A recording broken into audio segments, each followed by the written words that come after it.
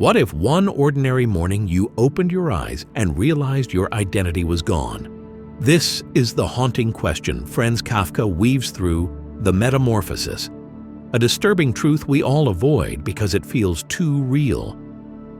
Gregor Samsa, a traveling salesman, opens his eyes to find his body unrecognizable.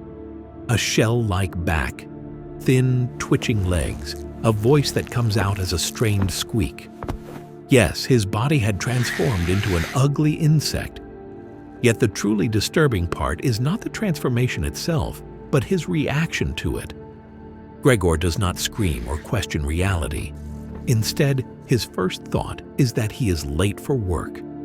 As if his mind, conditioned by duty and fear, cannot access horror until it processes obligation.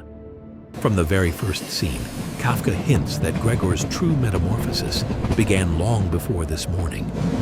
Long before his body changed, his soul had already been shaped, bent, and worn down by duty, fear, and obligation. As Gregor struggles to move, his mother calls from behind the locked door. His father grows impatient, and even his employer arrives at their house, not to check if Gregor is fine, but to scold him for being late at work. With painful effort, Gregor drags himself across the floor and opens the door with his jaws. The reactions are immediate.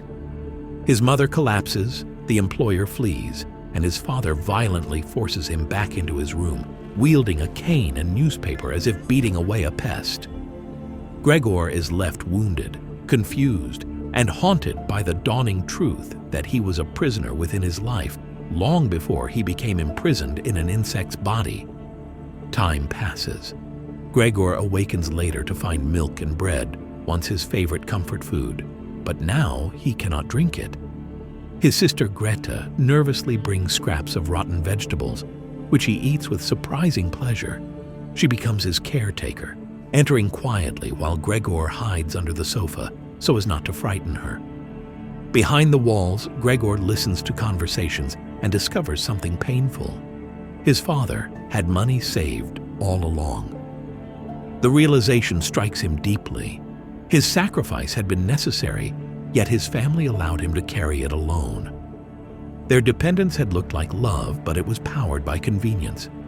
Gregor's world shrinks to his room, where he crawls on walls and settles into darkness, showing how any new identity slowly adapts to the role the world forces upon it. Then a disturbing scene unfolds. Greta and their mother decide to remove the furniture to give him more crawling space. But when Gregor hears this, fear overtakes him. His furniture, especially a picture of a woman in furs, is his last fragile link to humanity. When his mother sees him clinging to the picture, she faints. His father arrives, misreads the scene, and throws apples at Gregor. One apple embeds into his back, festering as a symbol of the family's resentment, an injury that never heals. As months pass, infection spreads. Gregor weakens and his sister grows distant. His room becomes a dumping ground for unwanted furniture and clutter, as if his existence is being buried beneath the material excess he once paid for. His family start expanding household income.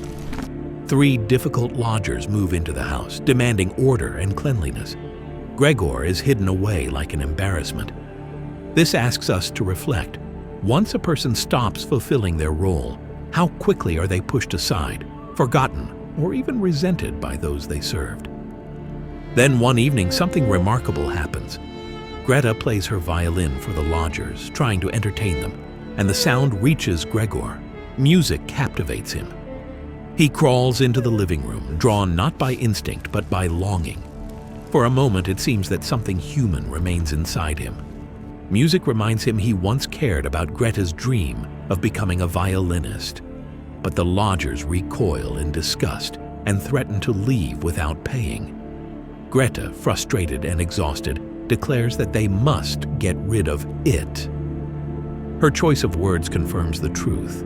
She no longer sees Gregor as her brother. She insists that the true Gregor would not have forced them to endure this misery and would have vanished willingly. This scene reveals not only rejection, but how easily affection collapses when someone becomes inconvenient. Gregor hears it all, feels it fully, and instead of anger, he feels only resignation. He returns to his room and dies quietly as dawn arrives. The next day, his corpse is disposed of casually by the cleaning woman. The lodgers are expelled. And the Samsa family steps out into sunlight for the first time in months, feeling relief rather than devastation. They take a tram ride, breathe fresh air, and notice that Greta has grown into a beautiful young woman stretching into a new life, like a butterfly emerging from a cocoon. In the final scene, the story tells us their lives are moving forward. But the interpretation lingers like a question. Was Gregor ever valued as a person or merely tolerated because he was paying the bills? Kafka's Metamorphosis is not about a man turning into a bug. It is about how society, families, and workplaces can reduce human beings into tools, and how identity erodes when the world cares more about what we produce than who we are. His transformation did not degrade him. It exposed what society had already done to him. The real terror lies in recognizing how often human beings are valued only through their usefulness, how affection can masquerade as love, yet evaporate the moment we stop performing. Perhaps that is why the Metamorphosis still disheartens us, because beneath its strange imagery lies a mirror we cannot easily turn away from. Gregor's tragedy is not that he became a monster, but that everyone around him already believed he was one the moment he stopped serving their needs. His story forces us to consider what we sacrifice in the pursuit of approval, obligation, and belonging, and how quietly identity erodes when we measure ourselves only through usefulness. Maybe the real metamorphosis is not Gregor's, but ours, unfolding slowly in routines we no longer question. Kafka leaves us with one final shiver of truth. Transformation is inevitable, but awareness is a choice. So before our reflection becomes something alien, before our soul forgets the shape it once carried, perhaps we must ask ourselves, who are we becoming and who will we choose to be?